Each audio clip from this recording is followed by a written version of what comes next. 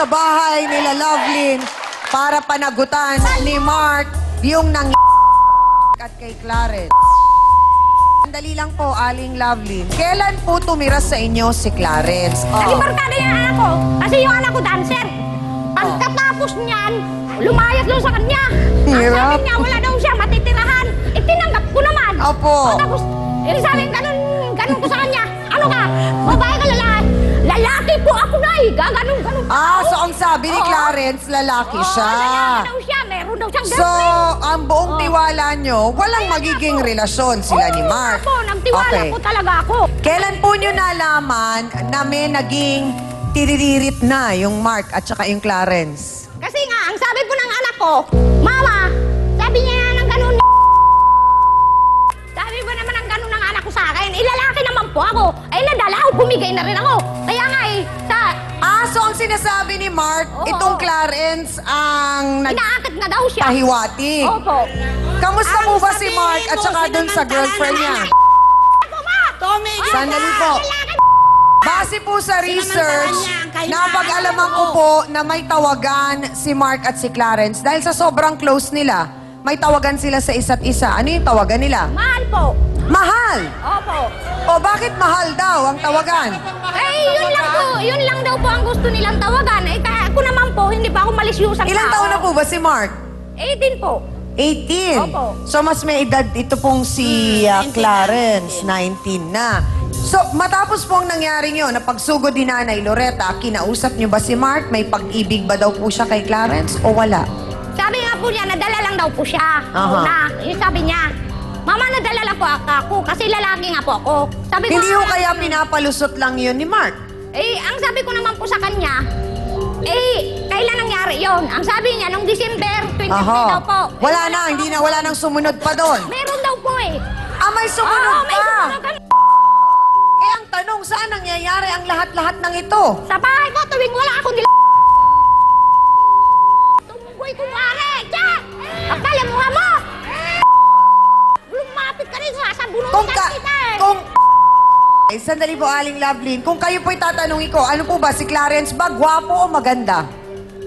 Kung sa akin, kung magpakalalaki yan, gwapo yan! Gwapo Hindi po. lalaki yan. Oo. Maganda yan. Hindi! Gwapo yan! Maganda Ay, yan. ang kapal ang mukha mo! Sa ilong lang. Natanggol mo yung So, okay, akin. sandali lang. So, lang. diretsa ang tanong, Aling Lovelyn, talagang kahit anong mangyari, kay bumagsak ng bataan, pumutok ang mayon, ayaw nyo talaga kay Clarence. Ayaw ko talaga dyan. Bakit po? Bahala kayo. Kasi nga po, Sabi naman mabait. oo nga, mabait nga. Hindi Hindi ho ba parang ang Oo. nangyayari naman, Mabait Ate naman, Lovelyn, hinuhusgahan nyo naman ho yung tao dahil lang sa porket baka naging depensa niya yung pagiging tomboy, hinuhusgahan nyo na ho. Hindi po ako Unfair nanguhusga. naman po Hindi yun. po ako nanguhusga, Ma'am Ami. Kasi, Oo. ang sa akin lang naman po, masakit po talaga sa akin yung nagtiwala ka, pinagkatiwalaan mo lahat-lahat, pinagkakatiwalaan mo. Oo. Ginawa ko lahat-lahat. Bilang isang nanay. Opo. Hindi napupunan ng matandang yan, oh. O, ano? Ginawa ko lahat. Hoy! Oy. So parang ang sinasabi nyo, Oo. Binabalagubas ninyo ang nasaktan apo ko. kayo kasi hindi pinahalagahan ni Clarence yung Opo. pagtitiwalang ibinigay nyo na kahit Sinamantala magtabi sila naman. ni Mark, walang mangyayari. Yun nga po ang Hindi rin inasahan pinahalagahan ni Mark yung Ayun na tiwala nga. na yun. Kasi nga, Clarence na ito. Nilasing daw po, nilasing na yun. Abay, bakit ganun parang ang mga kasawsawan hindi sang-ayon, Hans? Eto na mga kapatid, dalawang babae na parehong ipinagtatanggol ang kanilang side. Yung isa, yung kanyang apu-apuhan, yung sa pula naman ipinagtatanggol ang kanyang anak na binata. Abay, sa tingin nyo, sino ba ang nasa tamang wisyo sa puntong ito? Magboto Hans nga tayo! Let's go!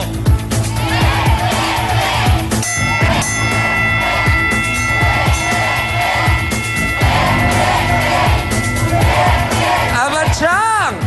Kapansin-pansin na medyo parang katig sa ngayon ang mga sausawero-sausawera kay Nanay Loretta kasi nga naman kahit balibalik na rin natin ang usapan, parang nasa side niya kasi yung babae. Pag ganito nga naman at may nangyari na, kadalasan talagang ang medyo agrabyado ay ang babae. Malamang yan ang dahilan kung bakit nakakalamang ang puti sa pula. Yan ang ating boto, Hans. At dahil nga daw lalaki siya, hanap lang ng katawan ang mga nangyari sa kanila ni Clarence. Hindi raw niya ito type dahil mas gwapo pa ito sa kanya kaya malabong maging sila. Eh pero bakit naulit, mami? Narito po si Mark Drelon. Pasok!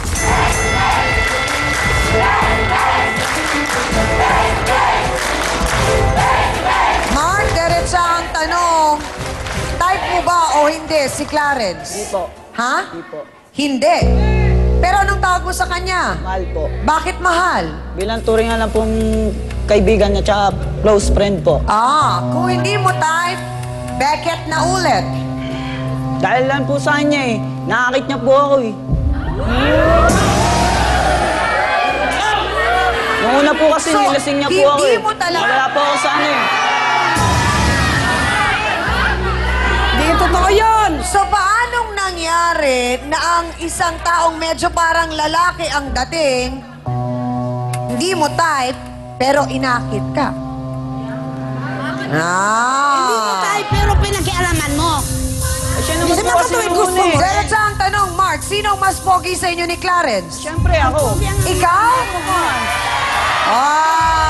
Titignan natin mga kasawsawan. Sino ba talaga ang mas gwapo? Si Mark ba o si Clarence? Sabi ni Mas Mark pogi siya. ang apo ko, Sabi mas naman. pogi. Ano po, Nay? Mas pogi ang apo ko. Kanina sabi niyo mas maganda. Ngayon, pogi na. pogi, maganda, Nag-iba mas na. maganda At yan. naiintriga na kayo sa itsura ni Clarence. Abangan nyo dahil maya-maya makikilala na natin kung sino ba itong Clarence na ito. Dito lamang po sa...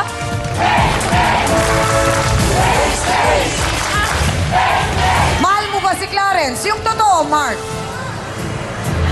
Ha? Mark, mahal mo ba talaga si Clarence? Facebook sausawa na mga kapatid, Sunny Aguilar.